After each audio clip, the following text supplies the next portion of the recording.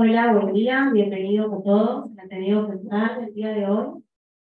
Vamos a dar la bienvenida a la unidad de tecnología que va a presentar el Ateneo hoy, a cargo de la jefa de servicio, la doctora Alicia Fayad, el doctor Miguel Rial, que es el coordinador del consultorio externo, y la residente del segundo año, Mayra Rial. Bueno, buen día. El Ateneo de hoy, a cargo del servicio de nefrología, lo titulamos Siempre es mejor el remedio que la enfermedad, y el objetivo es la relevancia del daño colateral.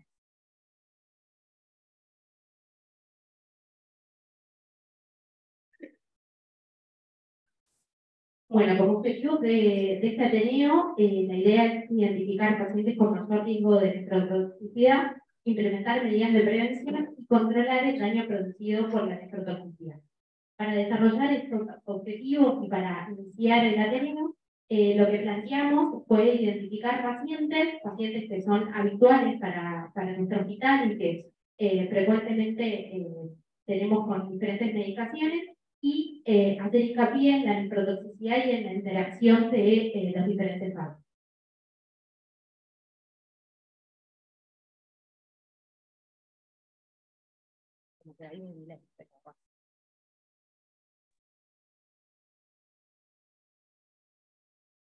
Bueno, vamos a presentar tres pacientes brevemente. La idea no es focalizarnos en la patología de los pacientes, sino en la medicación que reciben los mismos, y como van a ver, son pacientes que estamos muy acostumbrados a tener en las salas de clínica o podemos tener en la guardia o en cualquier unidad de nuestro hospital. El paciente número uno es una paciente de sexo femenino de 6 años que por su patología de base se encontraba en tratamiento con tacrolimus y además requería medicación con anciclovir, fluconazol, ácido uso desoxicólico, hidrocortisona, TMS, ácido fólico, vitamina D y carbonato de calcio. La idea con esta paciente es una paciente que es conocida por el servicio y por otras unidades del hospital, es mostrar la curva de la creatinina de esta paciente a lo largo de su evolución. Como les mencionaba, es una paciente que recibió tacrolimus y podemos ver una amplia variación en los valores de creatinina que presentó a lo largo de todo su tratamiento.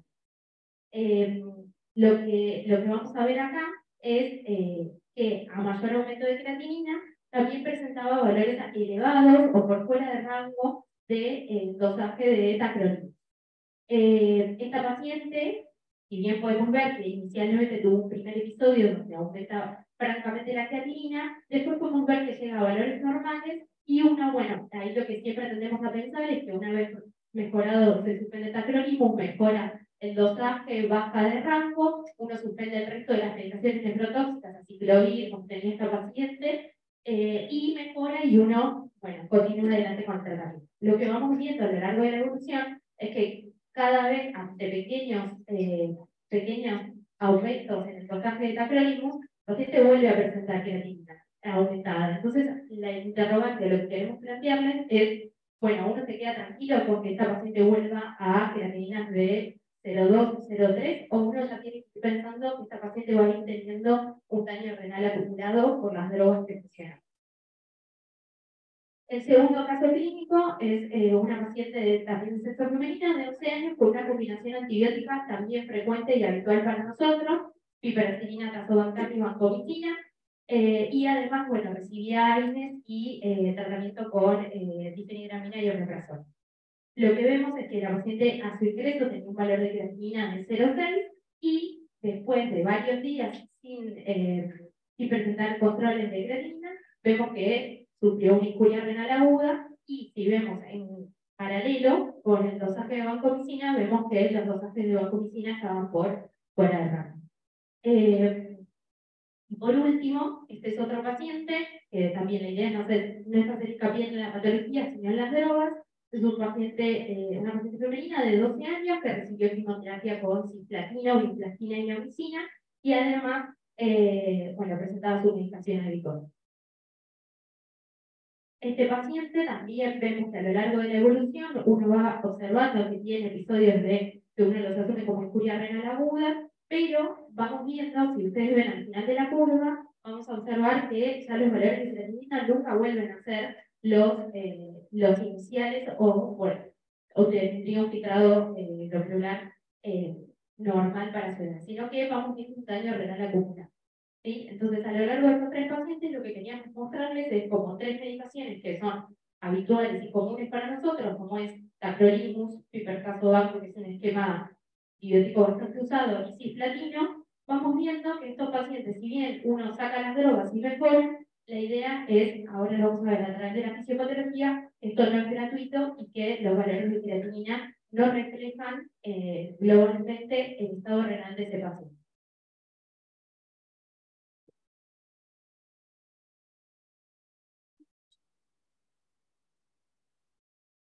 Bien. La parte que me toca a mí explicarle un poquito es la fisiopatología de la nefrotoxicidad. En realidad, lo que hemos visto, lo que yo he visto a través del tiempo, que la toxicidad renal, básicamente, cuando es mediada por drogas, es una interrupción del proceso fisiológico. Así que lo que vemos en realidad es una medida contrafáctica, patológica generada por las drogas. Para entender esto mejor, lo ideal sería ver un poco qué es lo que pasa en condiciones fisiológicas con el riñón en cada segmento. Bien. La fisiología renal está fundamentada en dos procesos. El primero de ellos es equilibrar la carga iónica para mantener una electroneutralidad del medio interno. Y el segundo es regular la carga osmolar para mantener una volemia efectiva. Es decir, sobre esos dos pilares fundamentales es en los que se basa la fisiología renal. Para eso va a necesitar un sustrato, donde manejar las condiciones hidroelectrolíticas, y ese sustrato se lo da el filtrado glomerular. Es decir, necesitamos un filtrado glomerular efectivo, o por lo menos presente, para poder regular hidroelectrolíticamente el medio interno. De modo que cuando consideramos lo que estamos viendo es cuando venga que expresa a través de esta interrupción de una medida fisiológica habitual en el riñón. Tres manifestaciones básicas son a nivel tubulo intersticial, que es la nefritis tubulo intersticial, o las tubulopatías o las acidosis tubulares, que ahora las vamos a ver. A nivel vascular, para mí por eso. reducción del filtrado Yo por eso le he pedido papelito para hacerle, porque no lo podemos a atender. nivel objetivo, el glucosito cristales intratubular. Estas son las tres manifestaciones clásicas de las cuales Veo esto que dice. Muchas de ellas, sobre todo las de vasoconstricción y las tubos intersticiales, no son irremediablemente reversibles. Muchas quedan con un daño secuelar que inicialmente uno puede no verlo, porque hay un mecanismo también fisiológico compensatorio de hiperfiltración, pero que a la larga, a través del tiempo, nosotros vemos que reaparecen con la primera manifestación de esta hiperfiltración, una proteinuria persistente y progresiva, y la segunda y última, la caída del filtrado.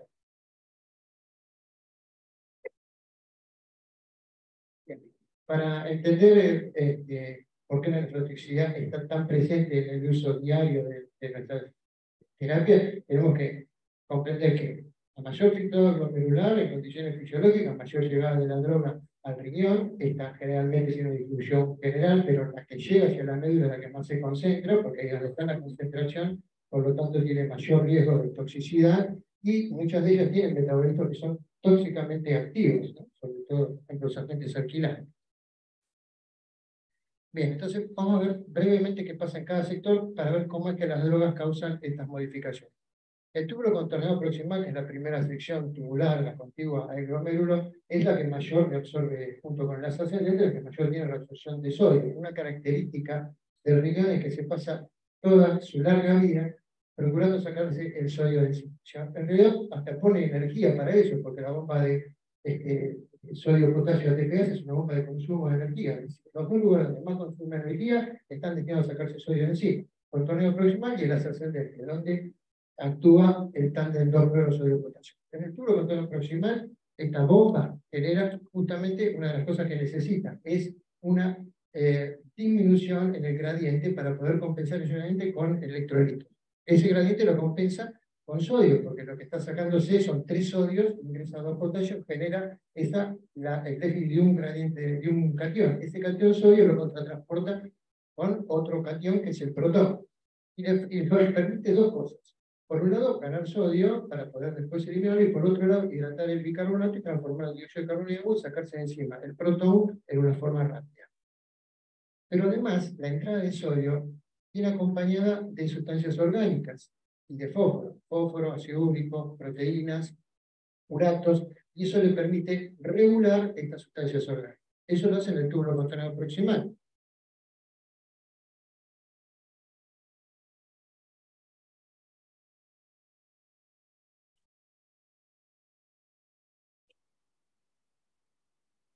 Bien.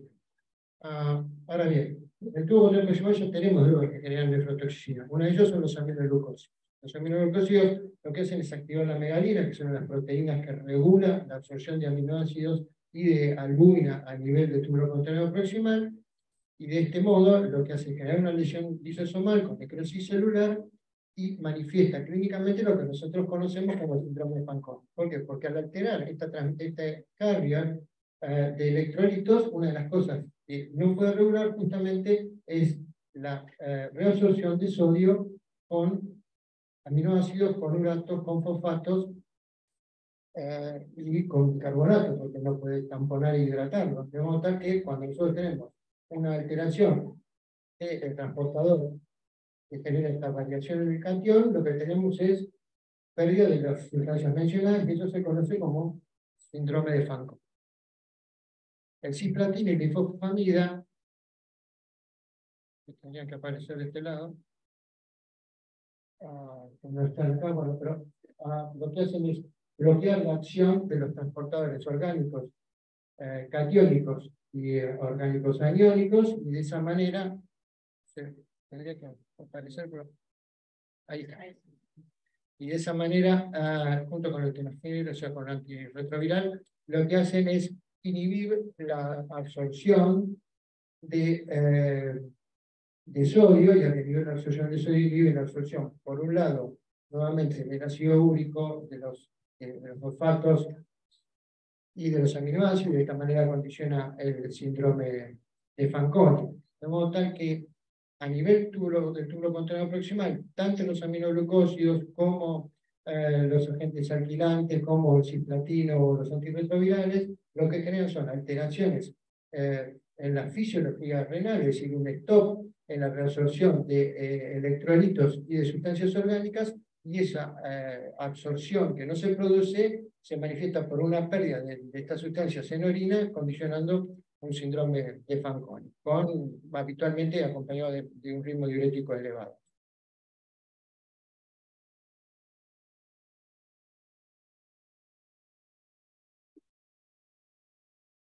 Finalmente, la anfotericina, que después la vamos a ver también en el túbulo contorneado distal, lo que hace es, en realidad, producir dos cosas. Aumenta los poros de transmembrana y genera nuevos poros de transmembrana, y de esta manera produce retrodifusión de las sustancias.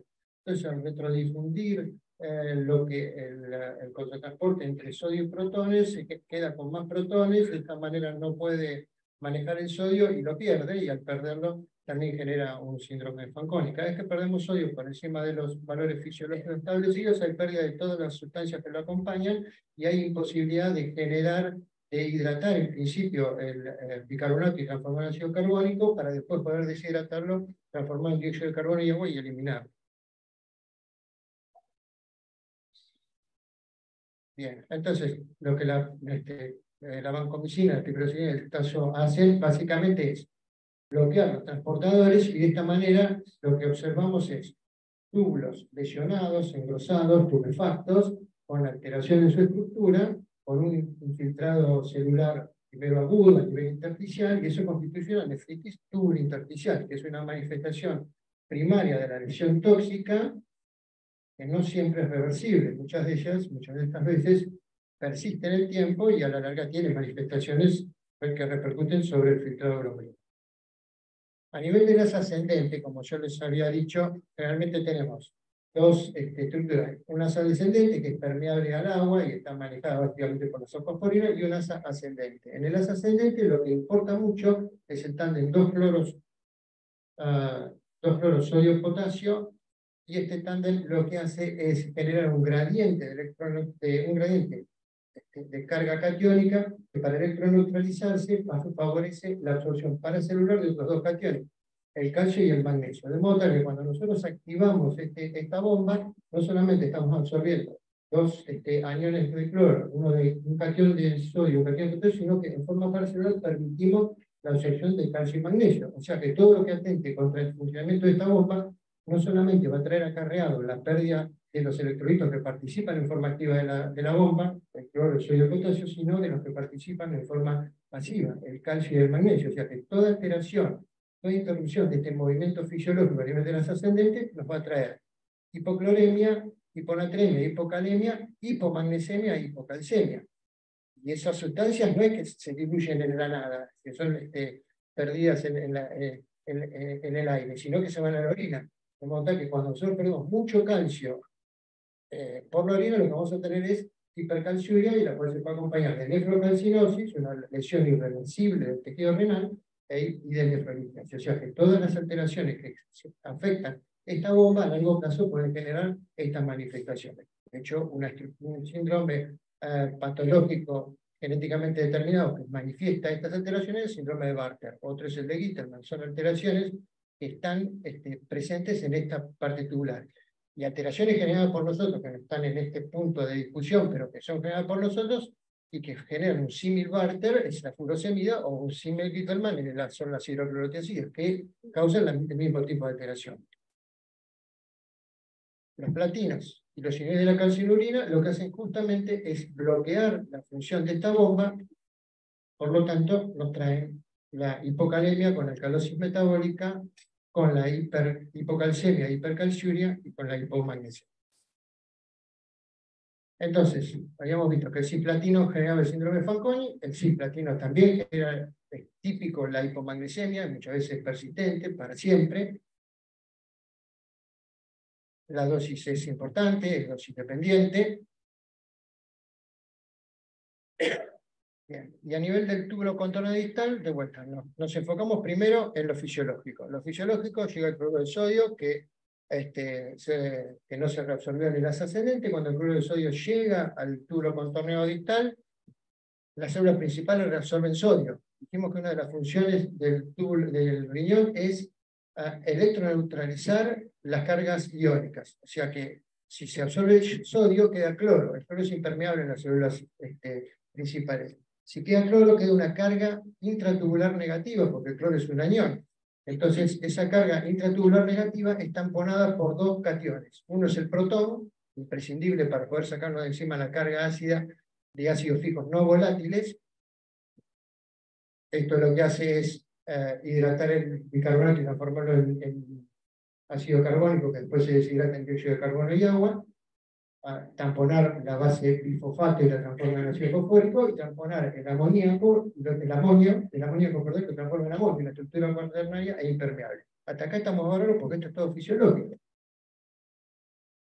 Ahora, ¿qué es lo que hace la foterísima? Habíamos dicho que el tubo contorno proximal crea poros o dilata poros. Acá también hace lo mismo. Entonces, al hacer eso, el sodio que se había transportado con un catión, con el protón, con el potasio, se había resolvido, vuelve a la célula. Al volver a la célula, neutraliza el cloro, entonces no se genera ese gradiente intratubular negativo imprescindible para poder eliminar los protones. O sea que hay imposibilidad de sacarnos de encima los ácidos fijos no volátiles.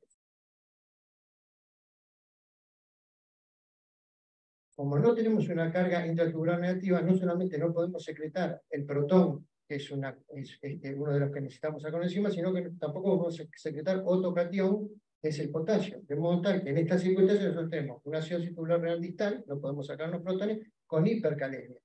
Es la única de las tipo 3 que cursan con hipercalemia. También se conocen como pseudo hipoaldosteronismo.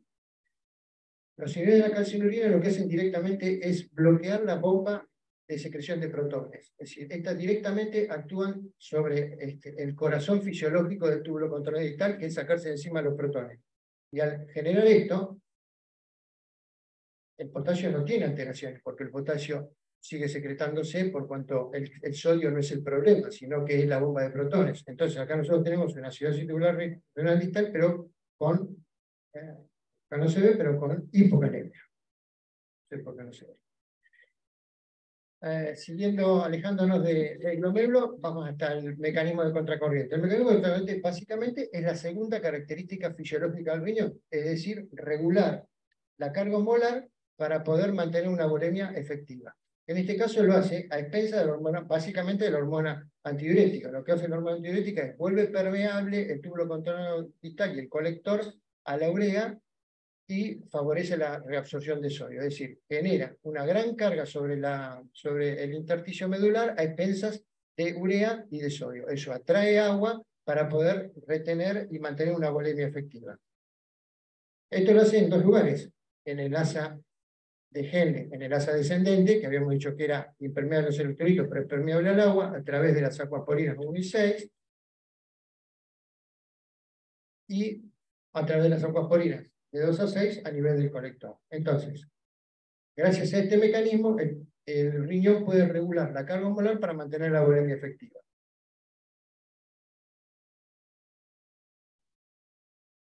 La ciclofosfamida, la ifosfamida y su metabolito, la acroleína, generan secreción inadecuada de hormona antidiurética, y eso es porque bloquean la acción sobre el receptor de hormona antidiurética. Al bloquear la acción, lo que permite es una hiperactividad de las acuaporinas. Esta hiperactividad de las acuaporinas genera a nivel distal retención líquida.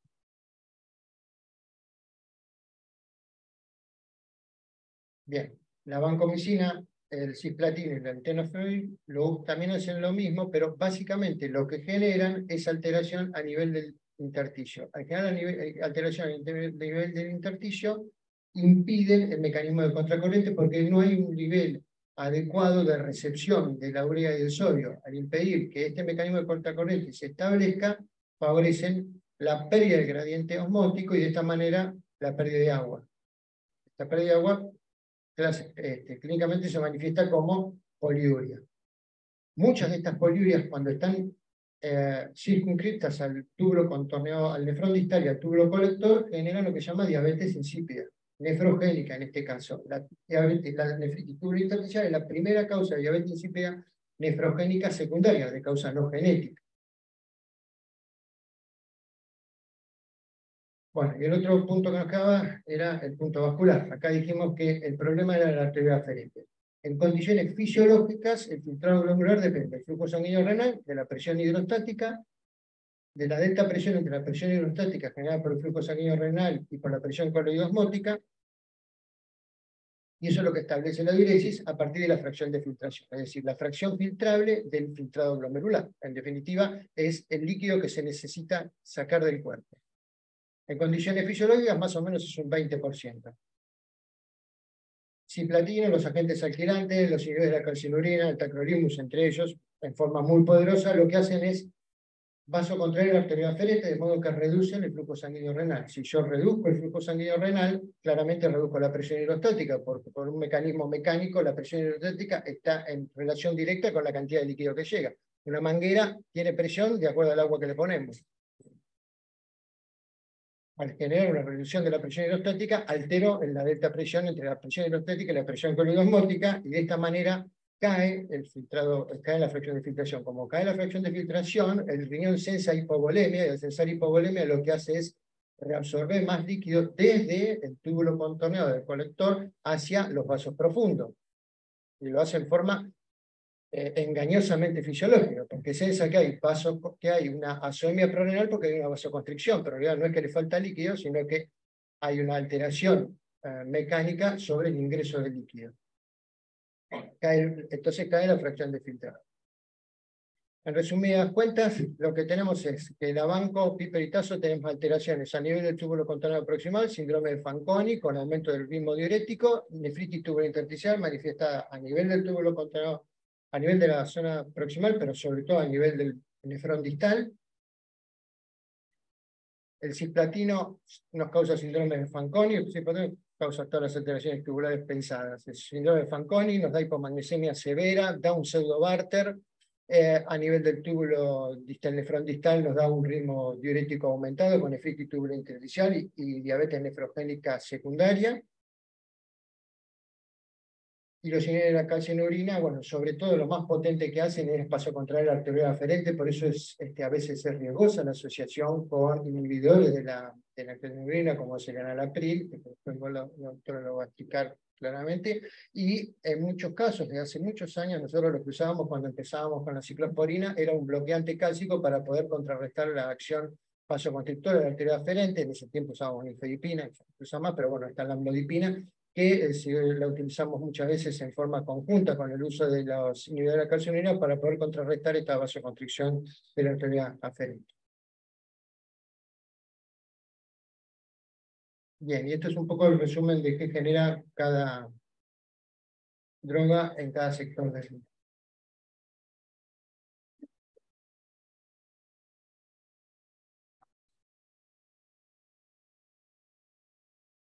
Bueno, buenos días a todos. Un placer estar en la aula. Un placer inmenso.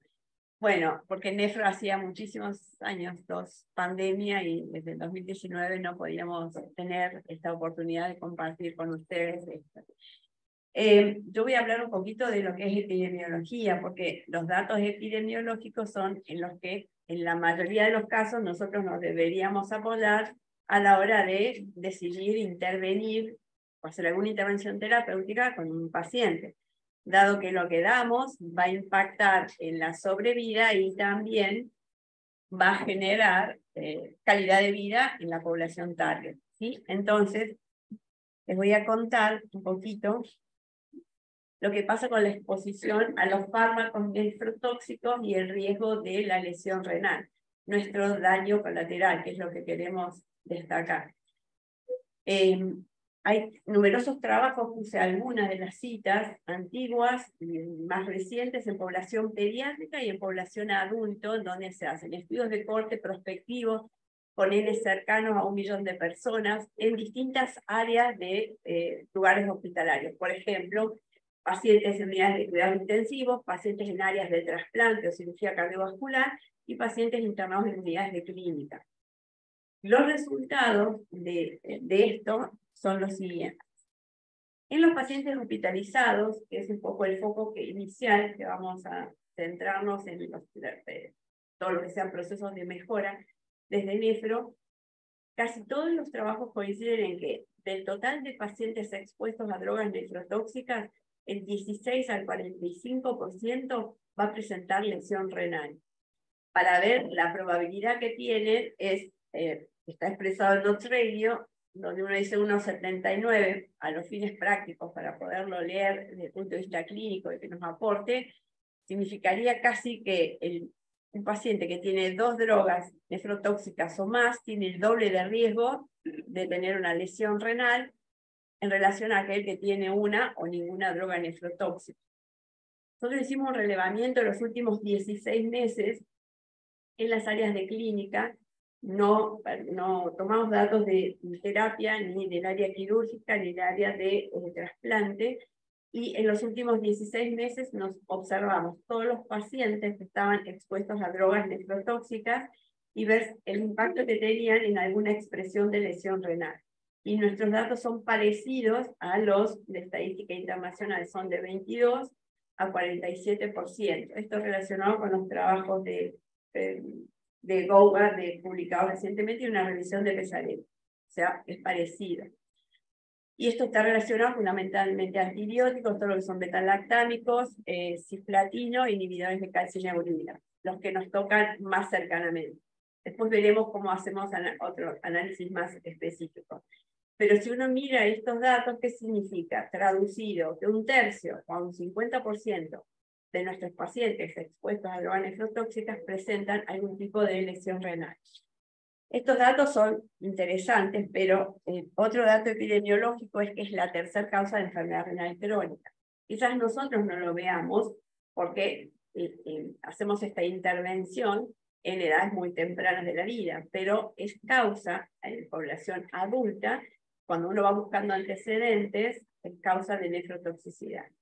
Por lo tanto, desde la unidad de nefrología, mirando estos datos, algunas acciones deberíamos poder tener en equipo, ¿no? ¿Por qué? porque esta situación no va a cambiar. O sea, nosotros vamos a seguir interviniendo y vamos a seguir indicando medicaciones, y esto siempre se hace en equipo, con grupos de alto expertise. Y esta balanza, para nosotros, con estos datos, tenemos un daño colateral que es el que no estamos pudiendo controlar, o no controlándolo como nosotros quisiéramos. Entonces, lo que hicimos como actividades en el proceso de gestión de intramuros es a nefrología abrirse a las distintas áreas del hospital. Entonces tuvimos reuniones con la gente de farmacia, con el grupo del laboratorio central, con el área que hace las determinaciones de drogas e inmunoensayos, y por supuesto con las unidades de clínica, con muchos jefes, hemos tenido con algunos que estaban de vacaciones y hablamos con sus reemplazos, para ver, realizar una tarea en conjunto para poder desarrollar estrategias de tipo preventivas. Entonces, para que esta estrategia de prevención sea eficaz, hay algunas cosas en las que nos teníamos que poner de acuerdo, ¿no? Y conocer. Identificar los factores de riesgo, eso es algo que hacemos siempre, pero ahora vamos a tener más en cuenta por todo lo que ha comentado Miguel, porque la medicación que hemos visto, que hay publicaciones muy recientes de los últimos 5 o 7 años, donde dice puntualmente lo que no hay que asociar por el bloqueo que hace a nivel tubular, a nivel de receptores o de transportadores. Y eso nosotros a veces miramos las drogas y no miramos el combo del resto de la indicación, ¿no? Y las interacciones son muy relevantes. Seleccionar el antibiótico es sumamente importante y no lo hacemos solos y tampoco pensamos que vamos a indicarle hoy, porque esto es muy nefrotóxico, pero a la hora de intervenir tenemos que poder balancear el mayor beneficio y tener en cuenta que sea el menor daño posible. Conocer los mecanismos de nefrotoxicidad, si bien son más o menos complejos, trato de explicarlos simplemente el doctor Lier, hay cosas que sí o sí tenemos que saber, no podemos desconocer, aunque no seamos expertos en fisiología renal. Y el último punto, que es evaluar las interacciones entre las medicaciones que nosotros estamos indicando, eso es fundamental. La buena noticia es que para que esto funcione, estos puntos se tienen que cumplir, y estos puntos pasan por una sola persona, que somos nosotros, que somos los responsables que estamos haciendo la indicación o la intervención terapéutica. Y esto para mí es una buena noticia, porque si trabajamos en equipo, el daño colateral, que es la lesión renal, vamos a poder controlarla mejor. No digo 100%, pero vamos a poder hacer algunas cosas más interesantes. Entonces, los mecanismos de nefrotoxicidad, que ya fueron explicados con mucho detalle, yo voy a hacer hincapié en 2 cosas que son muy puntuales a la hora de indicar, que dependen de nosotros y conocerlas con claridad, que es la mayor exposición renal a drogas. A nosotros nos pasa, no, bueno, le hacemos 7, 10 días, bueno, pero Infecto dijo 14. ¿Cuál es la medida ideal para el paciente? Lo que tenemos que tener claro es que más tiempo de indicación de la medicación a dosis adecuadas, o quizás a veces elevadas, porque a veces sube la creatinina a 0.3 y nadie percibe y no hace el ajuste pertinente. Y la indicación endovenosa genera un aumento de la concentración medular e intersticial. Y eso tiene un costo muy alto. Y el costo es lesión fibrótica, que nosotros no lo vamos a ver, pero se va a expresar a posteriori con proteinuria. Todos los estudios en adultos hablan de un marcador, un predictor de enfermedad renal crónica, que es la albuminuria, ¿sí? Y la proteinuria. Tener una albuminuria mayor, entre el rango patológico de 30 a 300, y una proteinuria de 500, exacerba la evolución a la enfermedad renal crónica, que es uno de los marcadores que a veces en adultos tiene 65 años, tiene enfermedad renal crónica y no sabemos la causa. Bueno, la nefrotoxicidad es una de ellas. Entonces, evaluar bien la dosis y el tiempo.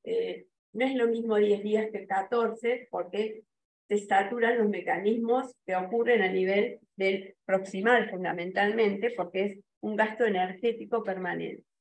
Y lo otro es la combinación. No solo tener presente la combinación de drogas nefrotóxicas, es muy frecuente esto, banco-pipertazol, es frecuente. Estamos haciendo algunos análisis con Irina Magione, que es la persona responsable de esto, como para poder alertar, y ahora se los vamos a comentar un poquito. Drogas nefrotóxicas ya sabemos, las vimos, aminoglucosa, cisplatina, medio de contraste, pero cuando a eso sumamos otras drogas que interactúan, que no necesariamente son antibióticos, ahí tenemos un problema porque desconocemos. ¿Qué es lo que hacemos? Toxicidad directa por un lado, o bloquear, competir con los carriers o bloquear los receptores. Eso es lo que no debería pasar. Factores inherentes al paciente, la edad, la obesidad, sexo. Hay muchísimos trabajos que hablan que no hay diferencia de sexo y otros que dicen que el sexo femenino tiene mayor riesgo de toxicidad. Genes de respuesta inmune, o sea, las personas, los pacientes que tienen antecedentes de alergias o respuestas alérgicas a determinadas drogas, esos son pacientes de riesgo y son factores no modificables. Y tener algo previo, haber hecho una lesión renal aguda, si ustedes vieron en la paciente que hemos mencionado, han hecho un montón de episodios de insuficiencia renal aguda, de lesión renal aguda más apropiadamente, y que tienen un costo. Esos antecedentes son muy importantes a la hora de indicar medicación antibiótica. Tener una enfermedad renal crónica es un campo más que adecuado para hacer una lesión mayor, síndrome nefrótico, alteraciones hepáticas, alteraciones metabólicas. Esas son cuestiones no modificables, pero sí las modificables son las que están debajo. Todo lo que tiene que ver con el intravascular, adecuada hidratación, que no necesariamente estamos hablando de expansión y hiperhidratar, adecuada hidratación es lo primero que tendríamos que ver. Y después, de acuerdo a cada droga, ver si hay que hiperhidratar y no, o no. Factores de riesgo inherentes a las drogas y al riñón. Exposición prolongada, es mandatorio que seamos muy cuidadosos. Nefrotoxicidad directa, ahora vamos a ver que si bloqueamos el receptor de uno, por ejemplo de megalina con los aminoglucósidos que siempre estamos indicando, estamos aumentando la nefrotoxicidad. Combinar drogas, competencia o bloqueo de carriers, las drogas insolubles, que en líneas generales son las que causan menor daño, porque hacen una lesión renal aguda obstructiva, ya estamos más atentos a este tipo de medicación. O, por ejemplo, alteraciones farmacogenéticas que tengan que ver con la citocromo P450. Y lo que tiene que ver con el riñón, que es lo que comentó Miguel. O sea, flujo plasmático renal lo tenemos que tener muy en cuenta. La concentración medular, si damos dosis altas y por mucho tiempo. Las transformaciones de las drogas y todo el componente tubular proximal, que debe ser investigado. Cuando estamos dando una droga nefrotóxica, orinas completas, hacer un lapso y ir haciendo el seguimiento de lo que estamos dando. En relación a la droga específicamente, es mirar el antibiótico, no solo si es nefrotóxico, sino también porque estamos mirando el antibiótico por el beneficio que va a dar, ¿sí? Puntualmente. Sumado a eso, equilibrar la nefrotoxicidad. Hay combinaciones que no deberían estar en las indicaciones a la hora de indicar, por ejemplo, un aminoglucósido. Los antibióticos que están debajo no deberían nunca estar combinados. Con banco, miren lo que les voy a contar, evitar hipertasa. ¿Sí? Con penicilina, sulfas y metotrexate, con ciclosporina, estos antibióticos no deberían estar, porque bloquean los transportadores, entonces aumenta la nefrotoxicidad. Que hablar de esto, ¿no? Ciclosporina, evitar AINES diuréticos, vieja, desde ya hay que evitarlo, simvastatina, AINES, porque bloquean los transportadores a nivel apical o vasolaterales. Con los antirretrovirales, el aire no debería estar en ninguna parte de la indicación, porque la toxicidad es alta solamente porque está bloqueando el transportador, no específicamente por la toxicidad que da el antirretroviral, ¿sí? Sino que sumamos y generamos acciones iatrogénicas. Entonces, ¿qué les cuento cuando vimos todos estos datos? Empezamos a ver toda la parte de fisiología como para entender también algunos procedimientos. Decidimos armar un protocolo de investigación que fue aprobado por el SEI, en donde participa nefrología, farmacia, el laboratorio central, el SEI que ha ayudado en muchas cosas a corregir el protocolo, el CODEC que ha dado el OK como de interés para el hospital, el departamento de medicina y el apoyo de las unidades de clínica, y ahora van a ver por qué necesitamos trabajar en equipo. los objetivos son los que están enumerados ahí: prevalencia de expuestos, prevalencia de lesión renal aguda específica, la prevalencia de LRA global, tipos de antibióticos, factores de riesgo, mortalidad, bueno, una serie de análisis que vamos a hacer a partir de ese trabajo. Y les cuento cómo lo vamos a intentar desarrollar. Desde farmacia tenemos el presidente de farmacia que va a hacer el relevamiento en todas las unidades de clínica de la medicación que toma cada paciente para después reponerlo. Los pacientes que tengan 2 o más drogas nefrotóxicas van a generar alerta, se comunica con nefrología va a dar el alerta al laboratorio central, quien nos va a avisar si hay una modificación de 0.3 de creatinina, que a veces uno no presta mucha atención y piensa, no, a veces debe haber quedado con un poquito de líquido. No, si está con nefrotóxicos, pensar primero en el mal mayor, ¿no? Entonces, 0.3 de creatinina alerta nos va a avisar en el laboratorio, ya sea del nivel basal o de la correspondiente para la edad y sexo. Nosotros vamos a ir a las unidades de clínica y vamos a pedirles que en los controles sucesivos, en la muestra de sangre, vamos a necesitar que se repita una creatinina, ¿sí? Por eso es que esto funciona si trabajamos todos en equipo. A su vez, si hay necesidad de creatininas diarias, porque la creatinina empieza a ascender, también se lo vamos a comentar como para que ustedes sepan y estén interiorizados de lo que se está haciendo. Ahora bien, también tenemos otro aspecto que hemos implementado, que es Irina Maggiori, que es la bioquímica que va a hacer el área de dosajes, ¿no? de drogas inmunoensayos, que va a hacer con la banco. Yo sé que la resistencia siempre pide con la banco creatinina, pero hay en otras áreas en donde esto no es así. Así que va a ser mandatorio hacer dosaje de creatinina, determinación de creatinina al mismo tiempo que se piden los dosajes. Todo esto debería permitirnos a nosotros detectar precozmente estas modificaciones, sumado a las solicitudes de orina, que es un análisis muy simple, buscando glucosuria o alteraciones del proximal. Lo otro que vamos a hacer, la buena noticia, es que vamos a tener para fin de este mes nuestra tabla de ajuste de drogas, en donde se va a adicionar todo lo que estamos hablando ahora de interacciones, lo que no se puede, para que ustedes les quede claro y puedan consultarlo, para que sepan qué bloquea cada cosa, ¿sí? En esto ha ayudado muchísimo todo lo que es el comité de farmacia, el área de farmacia y el área de laboratorio. ¿Sí? Hemos tenido que hacer algunos ajustes importantes.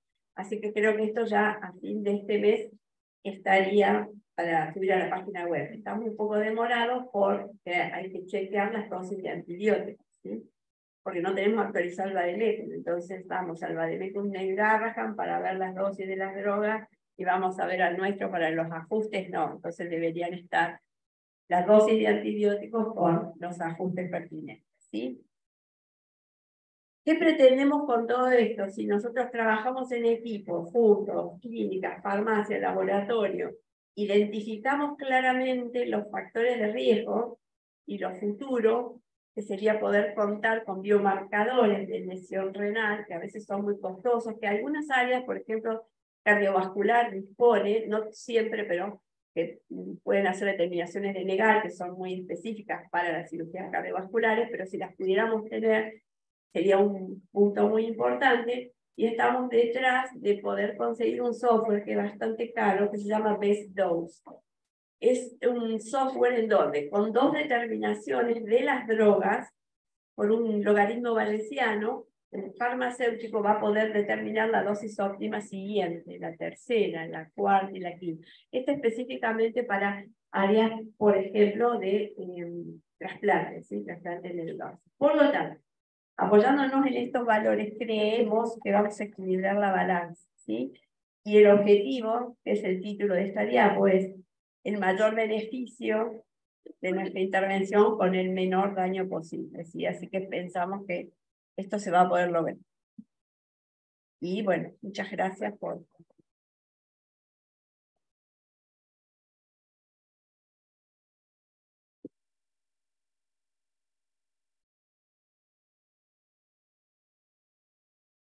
Preguntas, comentarios.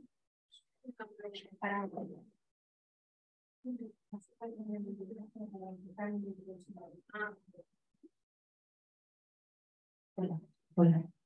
No, si dentro del protocolo con el nuevo tabla de ajuste de drogas y todo, va a estar disponible el dosaje de banco en el hospital los días de guardia. Porque nos pasa mucho que el fin de semana a veces tenemos que dosar por cuestiones de antibióticos de función renal. Cuando los padres no lo pueden llevar, se hace como a veces las muestras no han salido porque no hay quien las pueda llevar. La verdad que considerando que hay una gran incidencia de insuficiencia renal por eso, ver si se puede lograr hacer el dosaje de banco en el hospital de guardia. Sobre todo los fines de semana y sobre todo los fines de semana largos.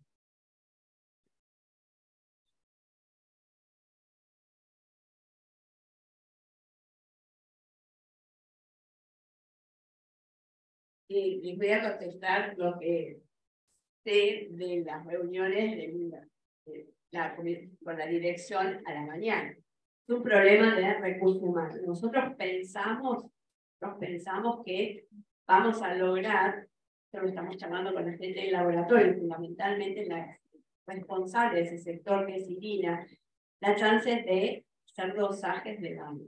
Si nosotros consiguiéramos el software, tendría que ser fantástico, se puede conseguir porque el Garrahan ya le está poniendo a punto, y bueno, usaremos nuestras influencias para de alguna manera apropiarlo. La idea es, si nosotros pudiéramos contar con eso sábado domingo, la tercera dosis se cae justo el sábado, tendría. Si no, la gente del laboratorio, del sector de inmunoensayo, tendría que ver la posibilidad de esos dosajes. No se trata de que no se puedan hacer, sino que no hay un personal responsable de guardia en esa área. Lo que sí se puede hacer, fuera una cuestión puntual para el protocolo, lograr la derivación que se puede hacer alternando. Esa es una. La otra es poder solucionar el problema técnico de partida, porque los responsables, y esto es a nivel de recursos humanos, el problema de partida que comentó la dirección era que la gente del laboratorio se beneficiaba quedándose más tiempo y más días, por lo tanto la partida era para ese grupo. Partidas de guardia, hay que modificar todo el sistema del laboratorio para que se autoricen partidas de guardia y se consiga médicos que reemplacen sábado y domingo. Así que hasta ahí llegamos.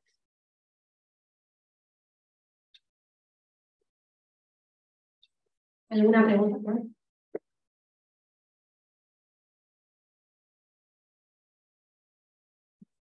Bueno, nada más, pues agradecer a la tecnología. Para nosotros hablamos de oncología, es importantísimo visibilizar esto. La realidad es que nosotros no tenemos mucha opción de usar las pruebas que usamos y obviamente usarlo adecuadamente. La realidad es que no hemos detectado el tiempo, bastante tiempo, digamos, errores en la administración, por la que muchas veces sí nos pasa en otros centros, trabajamos. La realidad es que creo que los hospitales tienen muy organizado el tema de la correcta aplicación de las drogas por más que pueda haber algunas puntuales, que no suele haber una administración, pero sí sin pensar en el tema de nuestros pacientes con tratamiento, con platito, menos con cargo, con familia y con familia, más el tema antibióticos. Pacientes muchas veces el cuadro lógico frecuentemente, la realidad es que los pequeños privilegian el día, y estos temas antibióticos cada vez que están puestos, para efectuar el tiempo, la realidad es que nos agarramos la cabeza. Un adolescente, un platito, que ya sabemos que está retropático,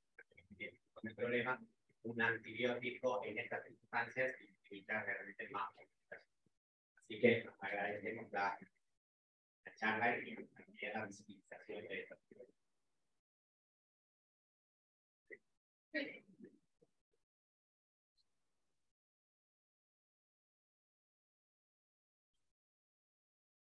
Tengo una pregunta para Alicia y una pregunta para Miguel.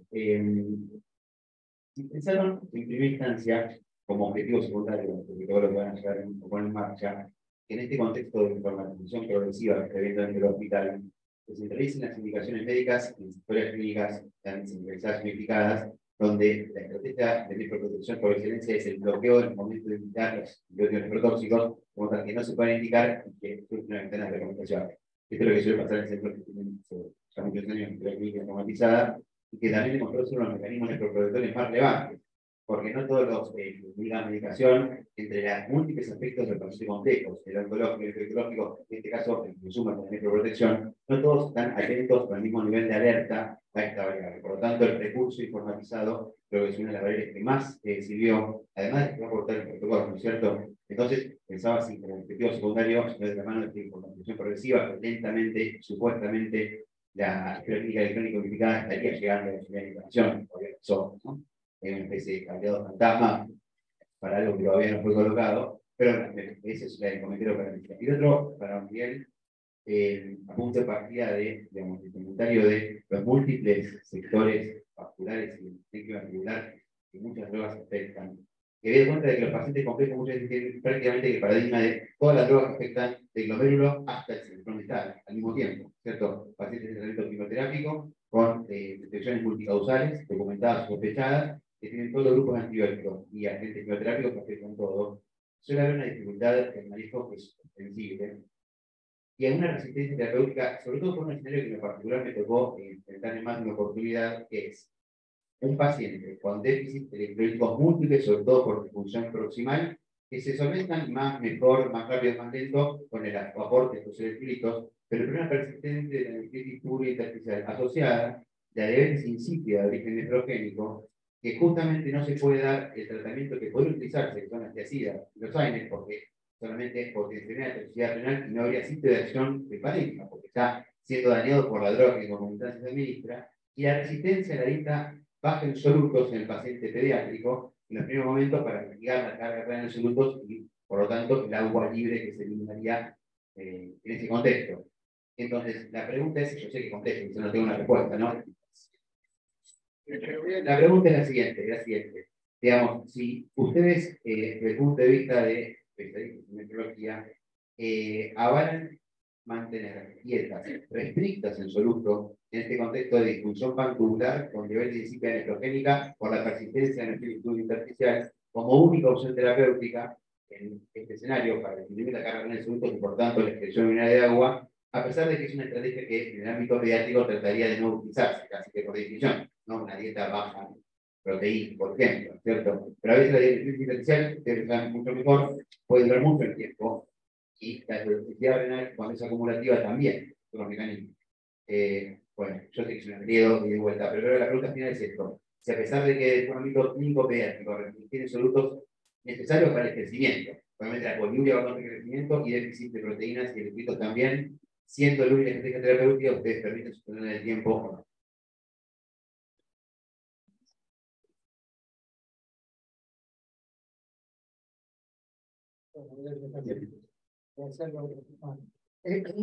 Un poco la experiencia personal que han tenido con los médicos que están acá en cuanto a la poliuria. Yo creo que cuando la poliuria va acompañada de una alteración electrolítica severa y no hay forma de corregirla, lo que hay que hacer es tapar la canilla y en ese caso elijo el mal menor, que es la reducción del ritmo diurético con una.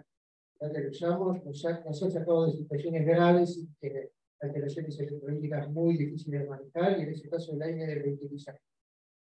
Ahora, porque la mayoría de las veces estos pacientes que tienen poliuria no solo tienen una diabetes insípida en sí, sino que suelen, desafortunadamente, suelen alternar en el mismo paciente síndrome perdedor de sal con diabetes insípida, lo cual hace muchísimo más de su manejo. Entonces lo que hacemos es que por 2 años bajamos el ritmo diurético, paramos la pelota y ahí nos vamos bien. Sí es cierto que la carga efectiva hormonal en un paciente que tiene una alteración parecida hormonal es el grafo. Porque si un paciente, pongamos, tiene una densidad urinaria de 1030, para decir algo bien alto, eso significa que nosotros podríamos manejar un poco métodos hormonales si la tiene en 1005. Porque si el paciente tiene una densidad de 1005, significa que con que nosotros tenemos una carga osmolar efectiva equivalente a un tazón de leche, le estamos generando 1 litro de ritmo diurético. Entonces, en ese caso, nuevamente, ponemos la indicación por eso el mar menor y restringimos la carga efectiva de solutos para poder reducir problema directo, porque efectivamente la poliuria retrasa el crecimiento. Estamos convencidos que los pacientes poliúricos son pacientes que tienen un retraso orgánico.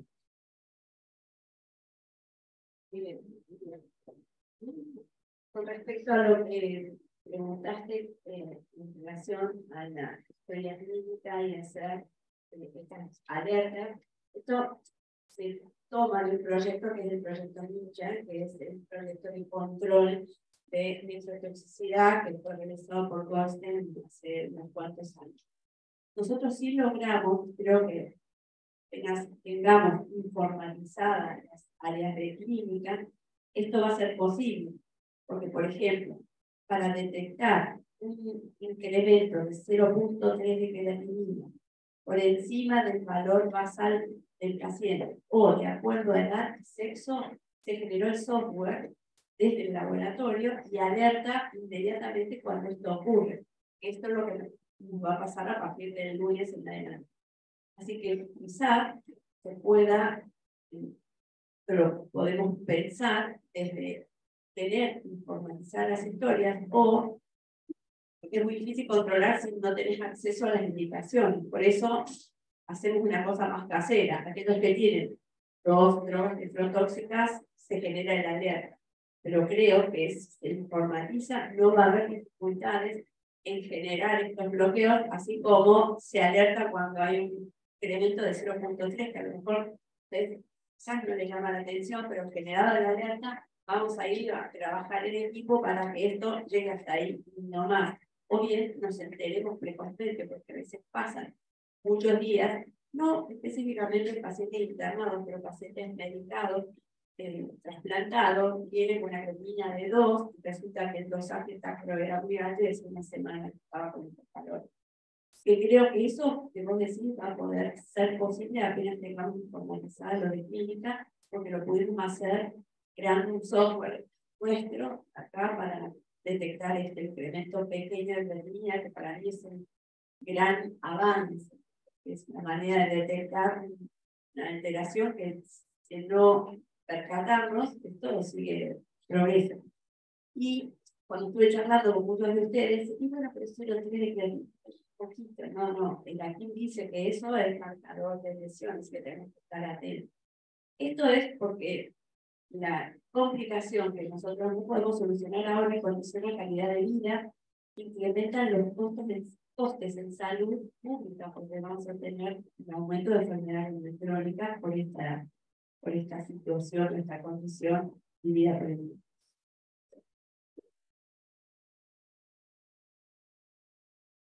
Hay una pregunta en el chat que dice: ¿por qué en la mayoría de los pacientes en tratamiento con angiotensina vemos hipocalemia? El mecanismo que explicó el doctor Lian hablaba de hipercalemia. El síndrome de Fanconi usa con hipocalemia. El síndrome de Fanconi usa con hipocalemia, la angiotensina actúa que es el túbulo contrario que es una célula ventricular. Así que, digamos, es una condición clínica frecuente, más frecuente que la retrodifusión del sodio a nivel del túbulo contrario de Klein. Ahí lo que da es una situación metabólica con hipercalemia, porque no hay ingrediente que tenga que neutralizarse, pero los habituales se componen con hipocalemia. Bueno, ¿alguna pregunta más? ¿Comentario? Bueno, le damos muchas gracias a la doctora y esperamos el jueves a lunes para que puedan tener problemas. Voy a presentar el ministro de la conferencia.